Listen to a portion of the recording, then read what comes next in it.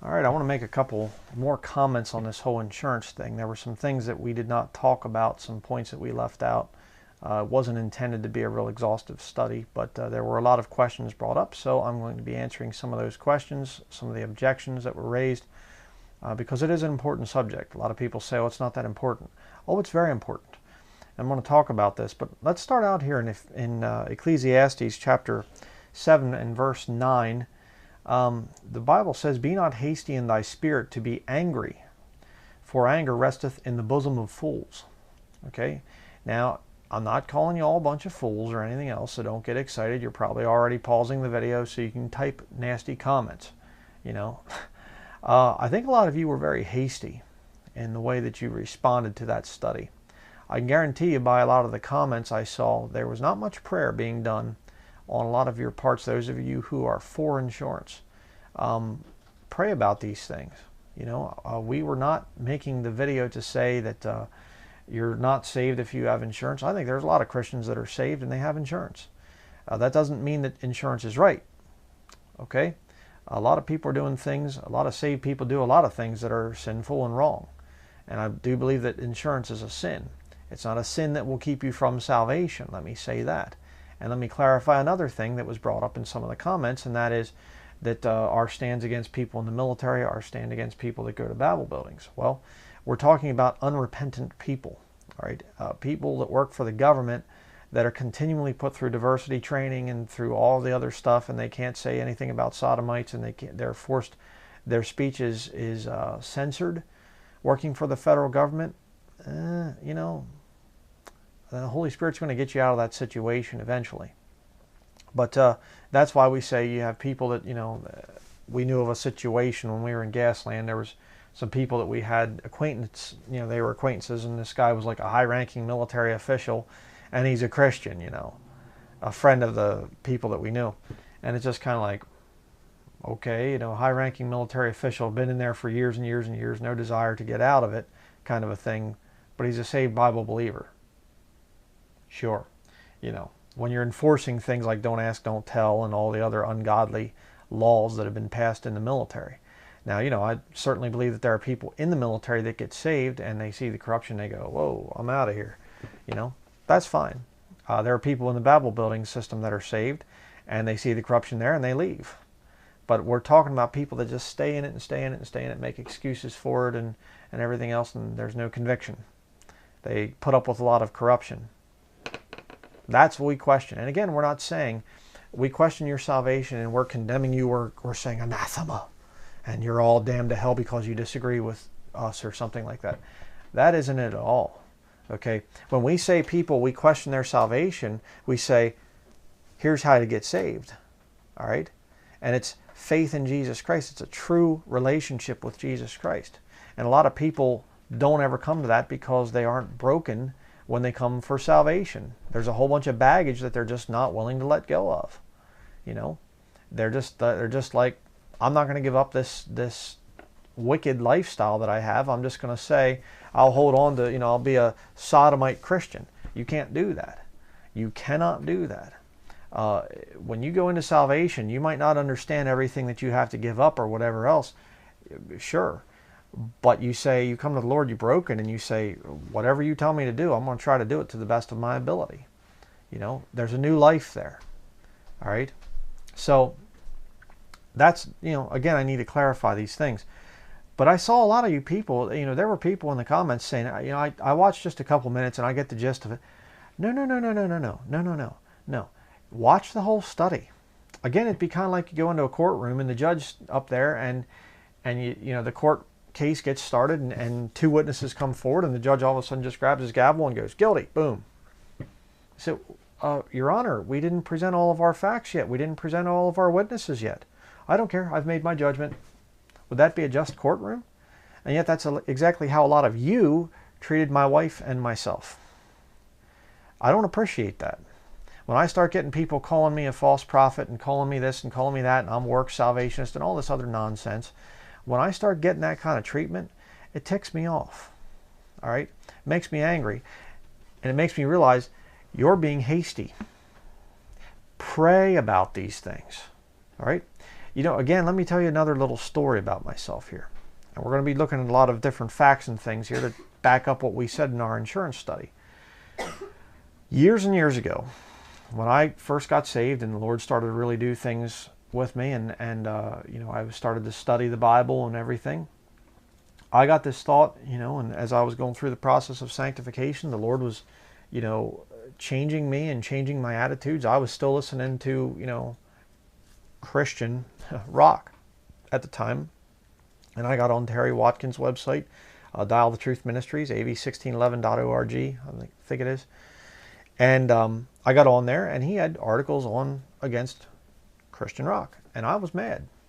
And I thought to myself, how dare he attack that? I mean, there's a lot of people that are getting saved from Christian rock, and and I defended it, believe it or not. And but I thought, I'm just going to see what he has to say, and I'm going to look it up with his scriptures, and I'm going to pray about it.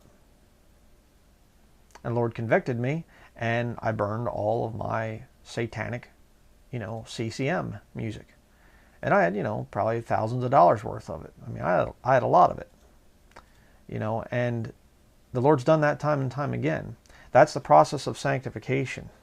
You start out with a lot of worldly things, and you end up with very few worldly things, and eventually no worldly things if you get that far. But you start out with little spiritual power, and you end up with more spiritual power. And I thought to myself, way back when, I remember thinking, what would happen if I sold out 100% to the Lord? I'm talking not even having any music that's secular. You say, well, Brother Bryan. See, you say, are you there yet? No, I'm not actually. I still have some secular music and things. Now, it's not worldly, it's not evil or whatever else. And there's debate back and forth, If you have some Strauss or Tchaikovsky or Beethoven or something like that, I don't really consider that stuff to be, going to mess you up or something spiritually. There's a lot of older bluegrass music that I'll listen to. Not stuff about your wife leaving you or something, cheating and whatever. No. I'm just country living type of stuff from the 1930s and things. Debate back and forth whether to get rid of that stuff or not, I don't know. A lot of my books I've gotten rid of just because a lot of this stuff is for documentation. I'll use it to quote things and whatever else. But I'll tell you, the process of sanctification, it'll get to a point where you question things. You say, Lord, is this really pleasing in your sight?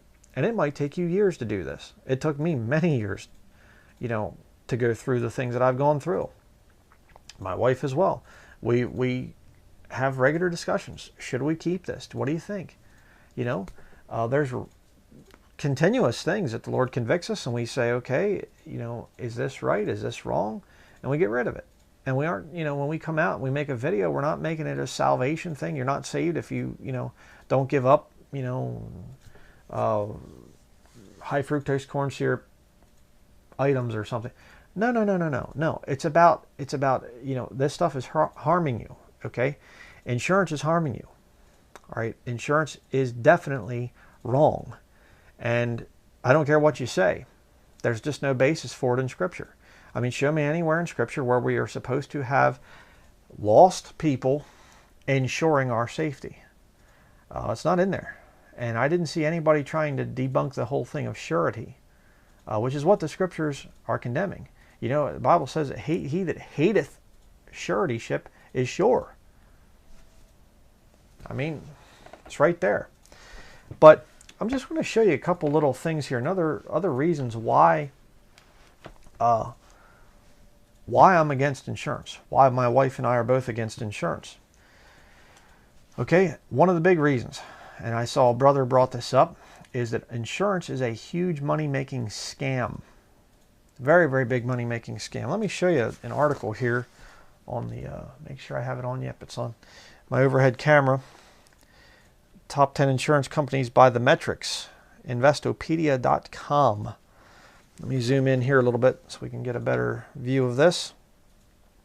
Okay, market capitalization is the value of the company on a stock exchange. That's what this market capitalization thing is. Largest public insurance companies by market capitalization. So in other words, what their stock's value is. Check this out. Non-health insurance companies. Look at the numbers. Berkshire Hathaway, $308 billion. This is what Warren Buffett big Illuminati man, New World Order goon, and this is his company. $308 billion built on people's fears. What if this happens? What if that happens? $308 billion paying into this thing. And it's not even that old. I'm going to show you where a lot of the insurance came from. Very interesting. But you can see the other ones there. American International Group, AIG, you hear of that one, $72.3 billion. And again, I need to make the point. Insurance is very much like fractional reserve banking. All right, if you don't know what fractional reserve banking is, I'll explain it. Fractional reserve banking is what we have right now in America. And essentially what they do is you get 20 people that each bring in $10,000. All right? Just use these numbers. So the bank is supposed to have $200,000 in the bank. Except the bank says, you know what? We can invest that money because those 20 people aren't going to come in all at the same time and want their $10,000 again. Just boom like that. So what they do is they spend a good amount of that money. And actually that was what caused the first Great Depression. People came in, there was a run on the banks. People started to panic. They came in, they said, I want my money right away. The banks didn't have it. Why? Because they just had a fraction of it in reserves, fractional reserve banking. And so what happened is there was a run on the banks went out of money and they said, sorry, we're closed. And the people are going, wait a second, I got $10,000 in the bank. Oh, yeah, but you see, there was 3 people ahead of you that came in and all we really had was $30,000. We spent the other $170,000. Sorry about that. And what did that create? See, fractional reserve banking created the first Great Depression. And after that happened, they came out with the Glass-Steagall Act. I believe it was 2 congressmen or something, and they came out with this act limiting how much money the banks could spend. How much of your money the banks could spend. But guess what? During the Bill Clinton years, the Glass-Steagall Act was lifted. So now the banks can go back to spending as much of your money as they want to. And go in sometime and ask the banks. I haven't done this in a very, very long time, but if you are making a big purchase, go in and ask for about $5,000 or so right in there, or a little bit more. They'll have a hard time getting it together. Don't even have $5,000 in cash. There are stories of people going in saying, I need, $20,000, $30,000. They can't even get it. You know why? Because the banks are spending everything. It's a big scam. And I know some smarty pants right now is writing a comment. So what do? You don't do banking too, huh? Yeah, sure. You people get predictable after a while. It gets kind of old. But no, I do banking. Why? Bills to pay. You have to write checks and things like that. But I'm not foolish enough to think that my money is secure in banks. And of course, we don't have a whole lot of extra money. We're not exactly wealthy by American standards, but what money we would have that we would want to save for rough times or whatever, it ain't going to be in the bank. What's FDIC insured? Oh yeah, they had the same kind of thing back there with the first Great Depression. Okay, they try to keep you suckered into having all your money in there, putting all your money in there. And the bank that I have here in Maine is a lot better. The people are a lot friendlier and a lot less intrusive, asking questions. But the bank that I had down in Pennsylvania, they called it PNC Bank. We call it the Papist Nazi Communists or something like that. We came up with lots of nice titles for it. But it's just crooked. I mean, just what are you doing? Where are you spending your money? I mean, we came to Maine the one time on a vacation, and they stopped my bank account. Came up and it was like we got to get gas and get a motel room and things. And we were looking for land up here, and it was like, oh sorry sir, your card's been rejected. And I'm going, I got plenty of money in there. What are you talking about? Get back down to Pennsylvania. And I went into the bank and I'm like, what in the world happened? Oh, you should have told us that you were going on a trip. And I'm like, are you kidding me? I got to tell you I'm going on a trip. I mean, that's why I advise, okay, I realize people need bank accounts and stuff like that to pay your bills and whatever else. But do not keep lots of money in the bank. You're crazy. Okay? They're scamming you. They only have a small portion of that money in there. So you go in and you put all this money, deposit all this money, they're spending it. Getting rich off of your money. You say, how does this relate to the insurance thing? Well, the insurance thing works very much the same way. You get a whole bunch of people suckered into buying insurance and tell them, oh, you'll be safe. Don't worry, you'll be safe. When the hard times come, we'll pay for everything. And then when the hard times do come, they don't many times. And you have a hospital bill or whatever else, and it starts to rack up, and boy, you really have a sickness or something to take care of, and you're terminally ill or something like this, and all of a sudden that wonderful, helpful health insurance program drops you like a hot potato. I've seen it happen so many times. And I'm actually going to show you from their own writings that they even admit to it. We're going to look at that. But let's continue here to show you a couple more. Here you have health insurance and managed healthcare companies. United Healthcare, $91.8 billion. Down through there. Look at all that. Billion. They're getting rich off you people. I have, again, my brother-in-law, Tom is his name, Thomas Kuchera, and my wife's older brother. He's an insurance salesman, and very wealthy. 2 different homes. My cousin, I have a cousin, Jenny Fry, my mother's side of the family, and her husband, well, I think they actually got divorced now, but her former husband, Joe Werbick, was a former spook, by the way, and then he went into investments and insurance. And, I mean, he's buying whole city blocks in Lancaster City, in the rich section. You know, we're talking multi-millionaire, and he's about maybe a year older than me, you know. Sending all the employees on full paid vacations to Costa Rica the one Christmas. All the people that work for him. I mean, loaded, man. Big time money. My grandfather's funeral. I remember they showed up and they got like this brand new Audi or something, you know, a big old expensive car. Just money. Why? Because they're scamming people. That's what it's all about. You're looking at the statistics right here. Look at a couple more. We have property and casualty. State Farm. $50.8 billion. Allstate, Liberty Mutual. Look at that. USAA, if you're in the military there, $10.7 billion is what these people are worth. Life insurance companies. Look at that. All in the billions again. Again, you know, just like with the banking, they know that the majority of people that are just paying all this money in, the majority of people are never even going to use the insurance. So they're just sitting back collecting all this wealth, getting really, really rich. And then when somebody says, oh, I got to file a claim, I had a big problem, you know, something went wrong. It's like, well, you know, we'll send out some agents and things, and maybe we'll try to get you a check and things. Guardian Life Insurance Company. This is again the other one we were looking at there. Health insurance companies. There again, you can see the money they're making off of you. So there you go. That's this article.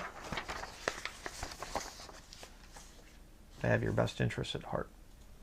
Sure. But what about the history of insurance? Here's where it gets interesting. Because I can assure you, it's Bible-believing Christians, the body of Christ, they said we're going to take care of people by forming insurance companies. Right? Wrong. Here we go.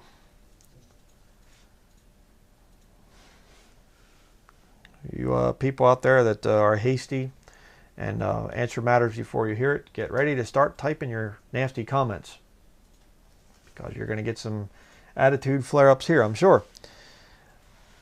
All right, we have, zoom in here, FatherMcGivney.org. Who is Father McGivney? There's the old dope, former dope. Just about every day, Catholic laymen bound in a common association gather to advance the welfare of their church and communities. Oh, isn't that so nice? These Catholic laymen are the Knights of Columbus, the legacy of Father Michael J. McGivney. Big Knights of Columbus area up here. Okay, there's a lot of them up here. Here, the dopey says, this unity of vision and purpose, the secret of the impressive growth of the church in this country. The Venerable Michael McGivney, whose vision and zeal led to the establishment of the Knights of Columbus. So the power structure, a lot of the power structure of Catholicism in this country is based upon the Knights of Columbus. How would they get their power? Probably selling, church socials and things like that, right? No, they have another way of making lots of money. You have any guesses what it might be? I mean, just, let's continue. Father McGivney, creating the Knights of Columbus to provide insurance for the protection of widows and orphans and the spiritual benefit of its members and families. Additionally, the Knights of Columbus insures the lives of more than 1.2 million men, women, and children. So, all the money that's in the insurance scam, the Knights of Columbus are the ones that, basically, some of the ones that started it here in America. I'll show you the other group that is big on the insurance thing that started it. We'll talk about that here as we continue. Father McGivney, down here, convinced that the Catholic layman had a unique role in influencing society and promoting the values found in what Pope John Paul... Well, here, focus for me. Where are we at? The second has since named the culture of life and the civilization of love. Don't you just love the way these Catholics write? It's so funny. Yeah, just murdering people, anathema, you're cursed, and everything, heretic, burn the heretic, torture him to death. Culture of life and the civilization of love. Give me a break. Father McGivney did not use the vocabulary of the 21st century, but he espoused the same gospel values that Catholics affirm today. Sure he did. Of course. The Catholics are loving people. Here we have history of Father Michael J. McGivney, founder, the Knights of Columbus, alabama.org. There you go. You can look that up if you want to. Check this out. He then moved to Montreal to attend seminary classes at the Jesuit-run St. Mary's College. I have one of the books from it's the church teaches. I've showed it in other studies. It's up there. I'm not going to get it right now, but and they talk about. There's like 300 something anathemas for the heretics, in the thing. Culture of love. Sure. In 1881, he began to explore with various laymen the idea of a Catholic fraternal benefit society. Strengthen religious faith and at the same time provide for the financial needs of families overwhelmed by illness or death of the breadwinner. Just like a lot of you people put in your comments. Oh, I'd hate to think of what would happen to my wife and children if something happened to me. Oh, I got to have life insurance because, God can't provide. Oh, that's not, oh, I don't believe it. Yes, you do. Yes, you do. Stinking hypocrites, you? Yes, you do. Don't even tell me about it. Here you have the Massachusetts Catholic Order of Foresters, the Catholic Benefit Legion. Sounds like nice stuff. Very much like the Masons. That's what they were in competition with. Father McGivney had suggested Sons of Columbus as a name for the order. This would bind Catholicism and Americanism together through the faith and bold vision of the New World's discoverer, Christopher Columbus, in other words. Apply a noble ritual in support of the emerging cause of Catholic civil liberty. Gotta love that. The order's principles in 1882 were unity and charity, fraternity and patriotism. The Columbus linked themes says historian Christopher J. Kaufman, reverberated with pride in the American promise of liberty, equality, and opportunity. In April of 1882, Father McGivney, down here, order's primary objective, he wrote, was to dissuade Catholics from joining secret societies by providing them better advantages at times of death or sickness. Insurance.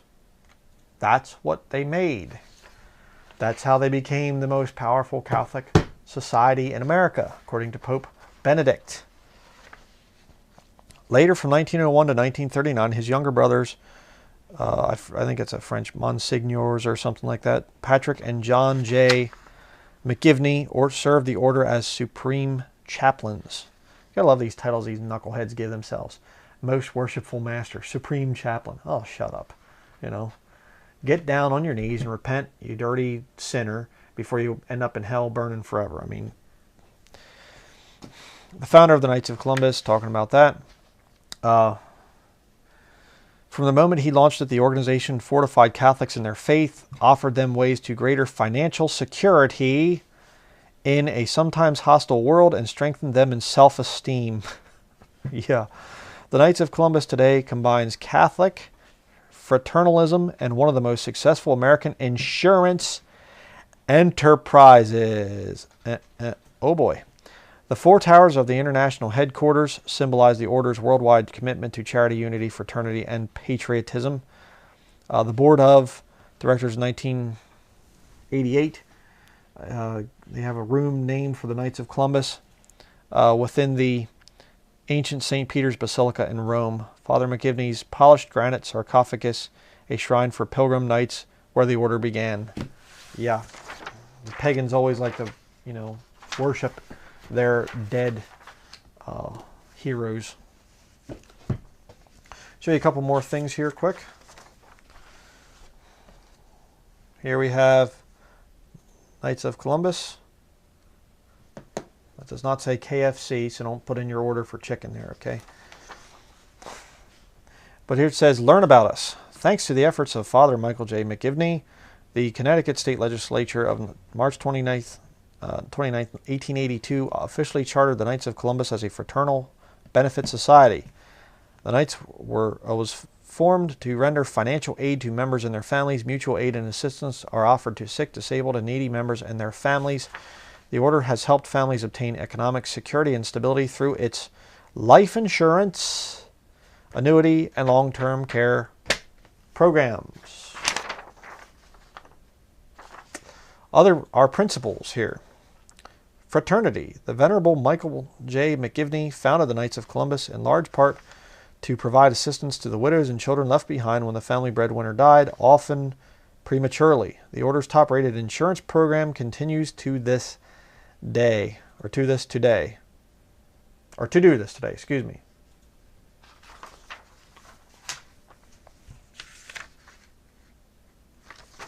Good one.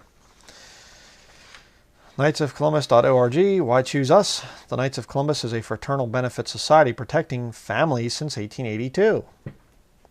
There is no more highly rated insurer in North America than the Knights of Columbus. AM Best has bestowed on us their highest rating, A++ Superior, for 39 consecutive years. Check this out. We are secure. Since 1882, we have been committed to protecting the financial futures of our knights and their families, paying claims and dividends to our insured members. We are stable. Our owners are our members, and we return our good fortune in the form of dividends to our policy holders. So if you're a good Catholic, you can join up with that thing there, and you can actually make a little bit of extra money there. Say, how's that work? Insurance, question and answer. What exactly are dividends? Dividends are the divisible surplus the order has left over after paying expenses and setting aside the necessary amounts to assure that future benefits are fully funded. Yeah, right. Remember, the payment of dividends cannot be guaranteed. In other words, they're paying in, but you're not guaranteed that they're going to pay out when you need it. What are they doing with the money? Fractional reserve banking come to mind? Billions and billions and billions of dollars. If they're the number one insured or insurance company in America, how much are they worth? And how many of those other insurance companies that I showed earlier there, the market capitalization thing, how many of those are owned by the Knights of Columbus? They own them, but they just kind of retain the name to make people think that they're not connected to the Knights of Columbus. Something in it. Again, you have knightsofcolumbus.org, history. There he is. He's dead and in hell now. Venerable Michael McGivney, founder of the Knights of Columbus, New Haven, Connecticut. Establishing a lay organization to unite men of Catholic faith and to provide for the families of deceased members. As a symbol that allegiance to their country did not conflict with allegiance to their faith, the organization's members took as their patron Christopher Columbus, recognized as a Catholic and celebrated as the discoverer of America. The Knights of Columbus, in 1882, officially assumed corporate status on March 29th. So yeah, they're a corporation as well. Imagine that. Next page here, 1892, the order passes laws allowing non-insurance or associate members to join. So, hey, you can get into this thing if you're not even a Catholic, I guess, apparently. 1895, the Vatican's first acknowledgement of the Knights comes when Archbishop Francisco Sotoli, apostolic delegate to the United States, writes a letter extolling the merits of this splendid Catholic organization and giving the order his apostolic blessing. 1895. How long has your insurance company been in business? No connection to the Knights of Columbus, I'm sure, though. Here we have, again, knightsofcolumbus.org. 1961 to 1978, into the mainstream. During this time, the Order's insurance program also began a period of dramatic growth. The amount of insurance in force tripled from $1 billion to $3 billion from 1960 to 1975. How about that? Very interesting. You say, well, I don't think that my insurance company came from the Knights of Columbus. I don't believe that it came from that. Let me show you another little story here that you might find rather interesting. Here we have The Character, Claims, and Practical Workings of Freemasonry by Charles G. Finney, 1869. Again, we're going way back here. Read a little story for you. Zoom in here. The irony of all ironies is that shortly following the ransacking of Mrs. Morgan's house by 3 Masons and the murder of her husband by 3 others, benevolent Freemasonry came to her financial aid. James Ganson, who was directly involved with the abduction of her husband, visited Mrs. Morgan, assuring her that Freemasonry was making arrangements for her support, that she would be well provided for, that her children would be sent to school as soon as they were old enough. Isn't that nice of them? Murdered her husband, and then they said, oh, we'll come in and help you. After Freemasonry determined how they were going to care for Mrs. Morgan and her children, they appointed Thomas McCulley to deliver the message. McCulley, you recall, was one of the 3 Masons who had bullied their way into her house, ransacking it in their attempt to find the manuscript to her husband's book. McCulley informed Mrs. Morgan that Freemasonry had raised support for her family and had provided board for them at a public tavern in the village. The tavern was the same at which her husband had been detained after his arrest. 6 months after the murder of her husband, Henry Brown of Batavia, who was Grand Commander of the Knights Templar at Leroy, New York, called on Mrs. Morgan and handed her a bag containing silver dollars that had been collected from the various lodges throughout the state. Her distress of mind and unprotected situation did not sway her to bow to their hypocritical benevolence. Without hesitation, she said, I shall accept no assistance from the Masons. But Bible-believing Christians today do.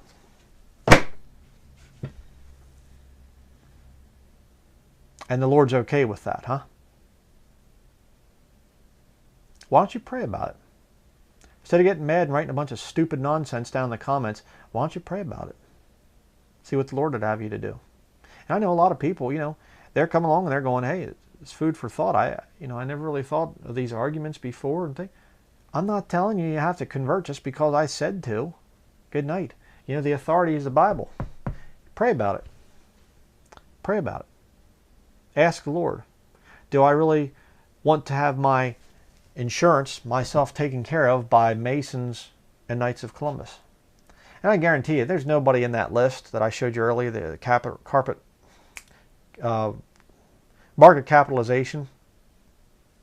There's nobody in that list that's not Masonic or Catholic.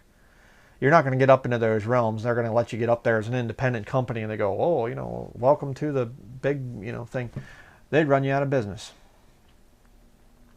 So you're giving your money, you're making Catholics and Masons wealthy by joining up with the insurance agencies.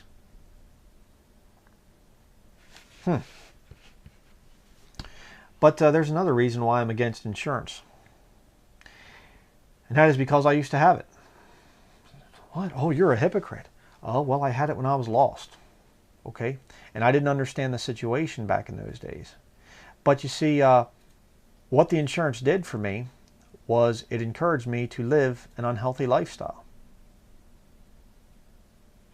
You see, back when I was a young man, when I was in high school, I was working at a Strasburg Railroad. I was in cooking and things like that. I was a cook on a train, a historical train. I'd go down and I'd cook on this train. There was a dining car restaurant. I was one of the first young people to cook on that. There was also a little restaurant called the Dining Car, separate from the train. It was there at the station, and you could eat in there. And they had the typical like fast food type of foods.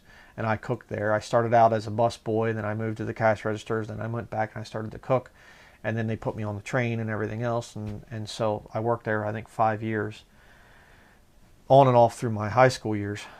And I would work other jobs too during my high school time, cabinet making and other restaurants and things. And got out of high school, and I went to work for and they didn't provide any kind of health insurance back in those years. That was in the 1990s.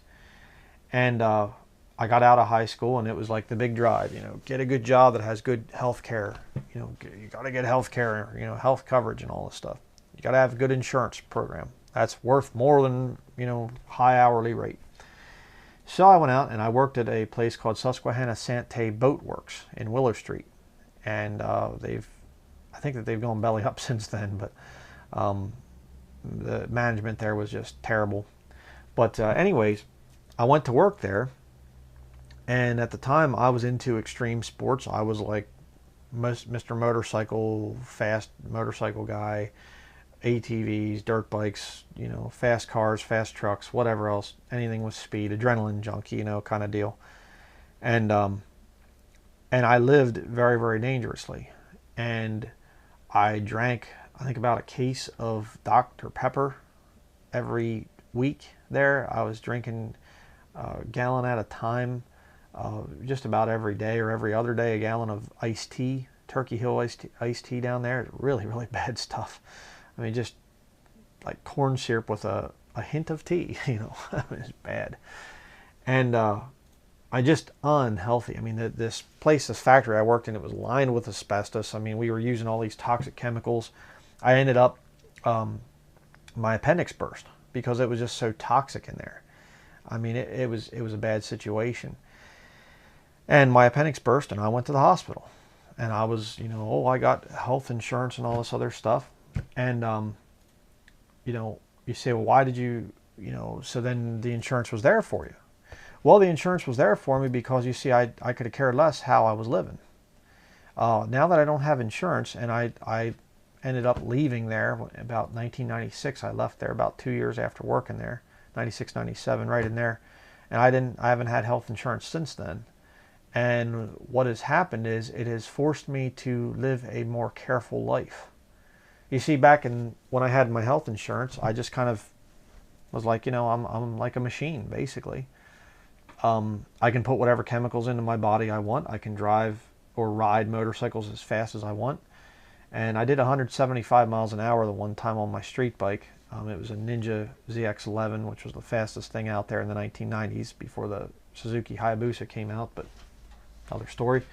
And it was built, had all kinds of motor work done to it and whatever else, and it was very, very fast, capable of well over 200 miles an hour. And I was doing this on the road and not some closed circuit, street bike racing track. And I would make it a habit. I would always do 150 miles an hour when I was out riding my bike. I mean, I was crazy. Why? I had health insurance. I could live recklessly because, hey, if something bad happens to me, I'll just get patched up. They'll scrape me off the road, take me to the hospital, and I'll just get, if I can, as long as I can get my little, my card out, my health card out, or they can dig it out of my wallet, it'll be all covered. No problem. So it encouraged me to live unhealthy. But now that I have no health insurance, now that we have no health insurance, now I have to think about it. Now I have to be more careful.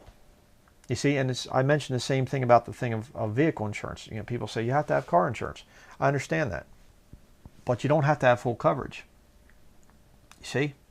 You understand? Okay? If I get into an accident, if I'm careless and I drive stupid behind the wheel, I'm speeding or doing some kind of dumb thing, and I wreck one of my vehicles, it's my loss.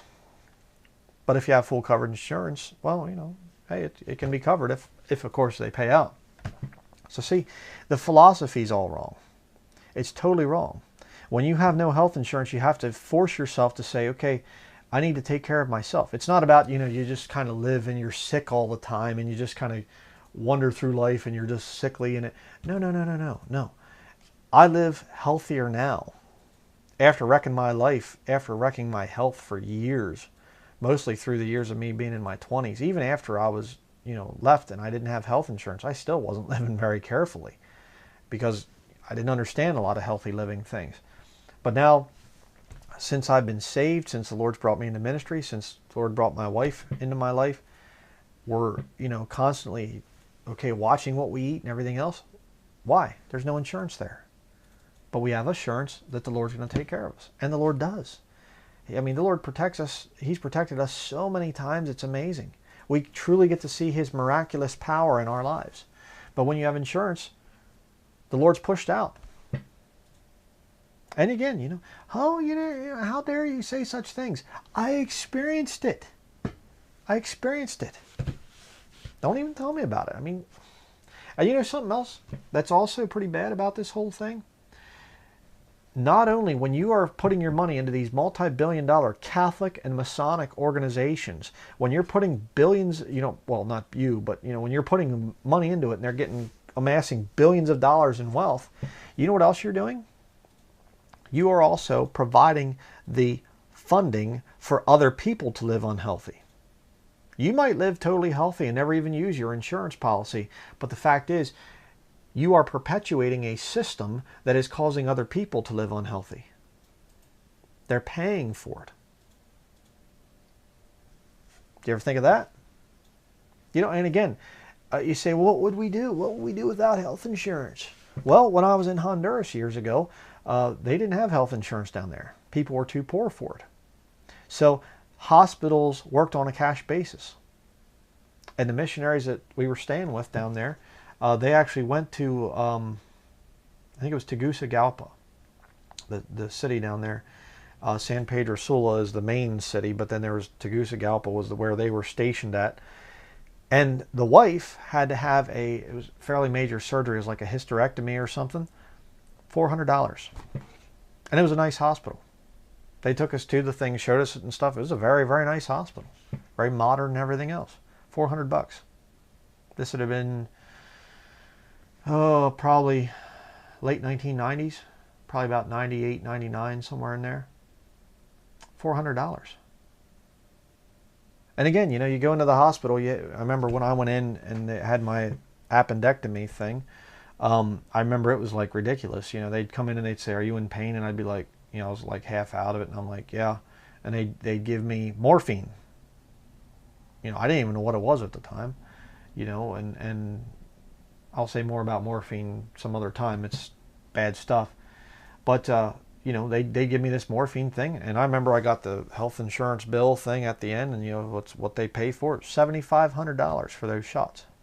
Just a couple shots of morphine, $7,500. You say I have a headache, and they say, oh, here's an aspirin. You get the bill, it's like $150 for an aspirin or something, one aspirin. See, it's out of hand. It's all a big money-making scam. Why are Christians part of it? I have to ask you that. Why are you part of this? Why are you going along with it? Why can't you rely on God to take care of you? Why can't you work out your own health? Do you ever think about that? Give you another little story here.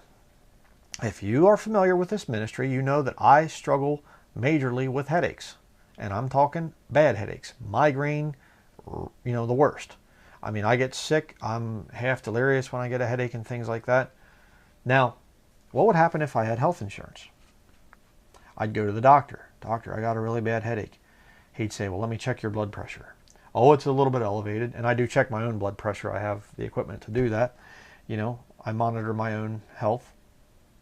And, but I go to the doctor. Oh, I got it, I have high blood pressure, slightly high blood pressure. The doctor says, I'm going to give you a prescription.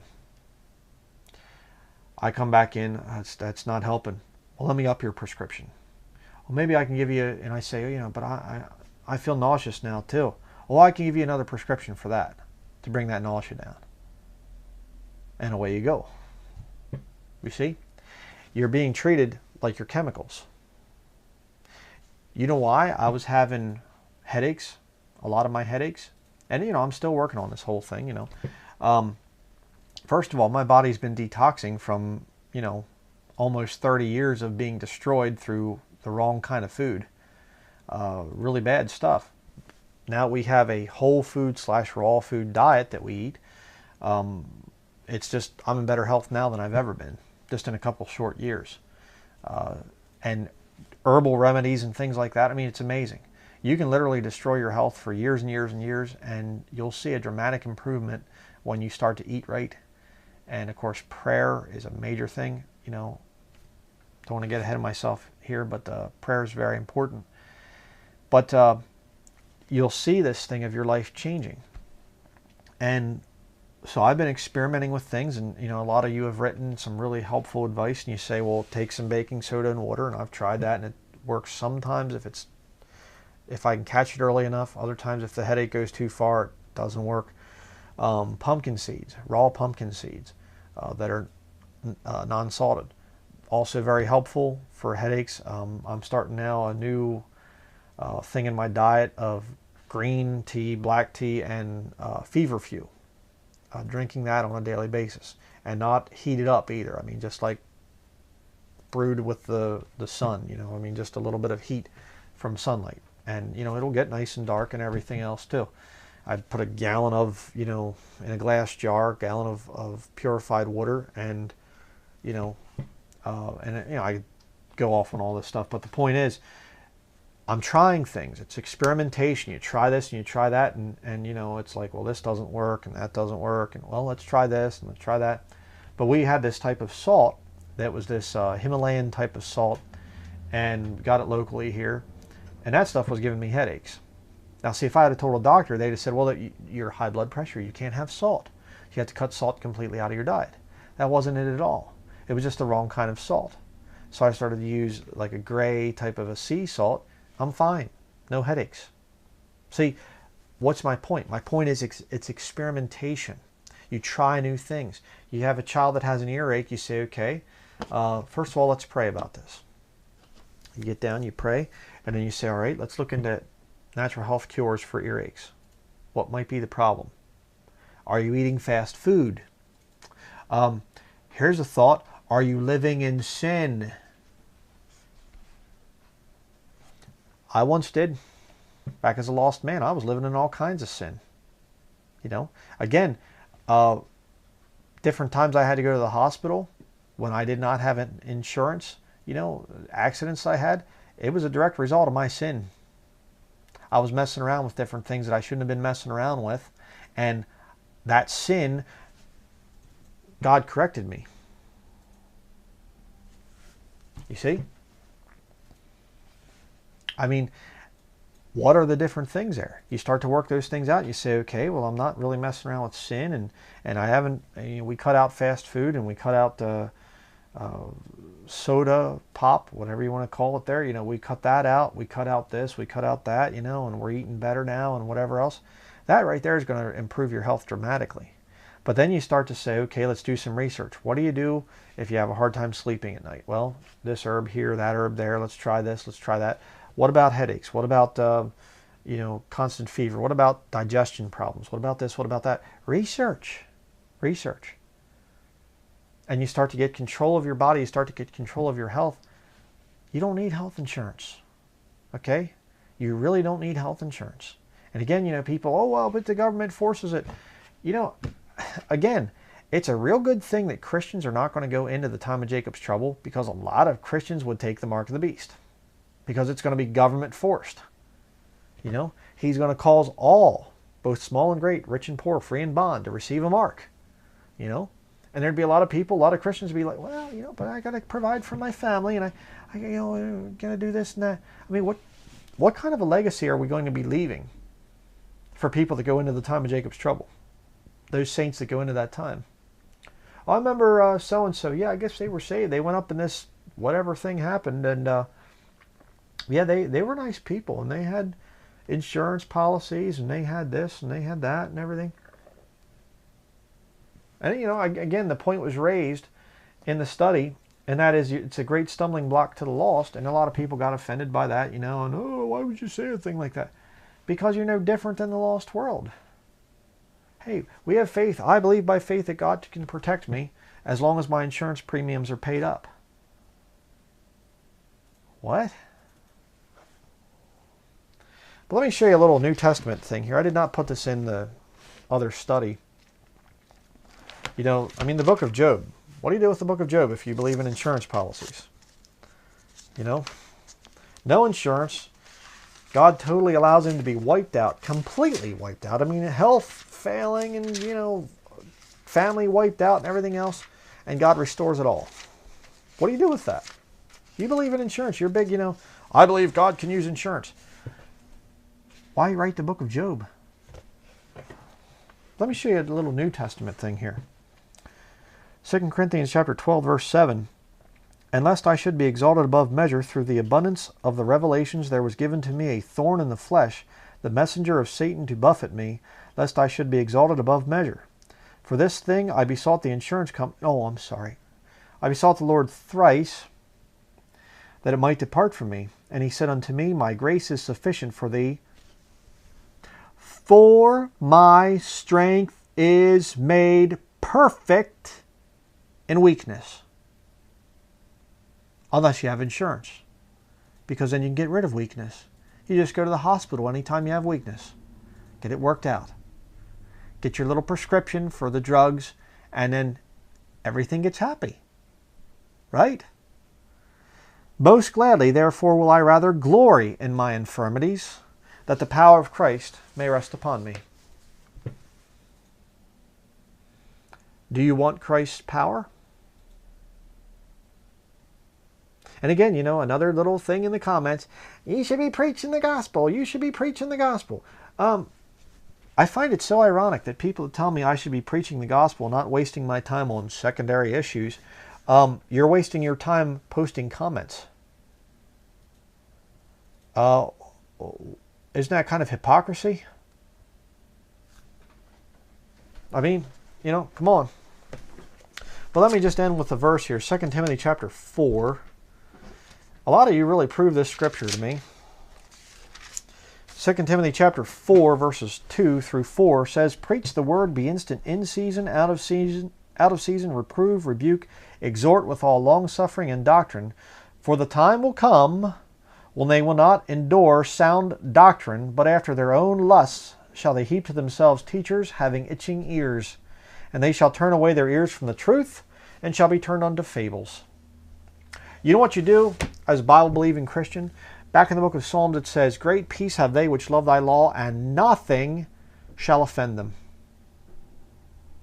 If I was a Christian and I had an insurance policy, and I believed it was right, I wouldn't care what some preacher said about it.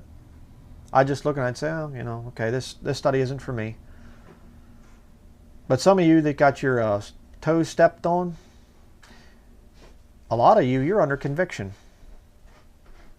And the Holy Spirit is speaking to you and saying, convicting you and saying, do you really need that insurance?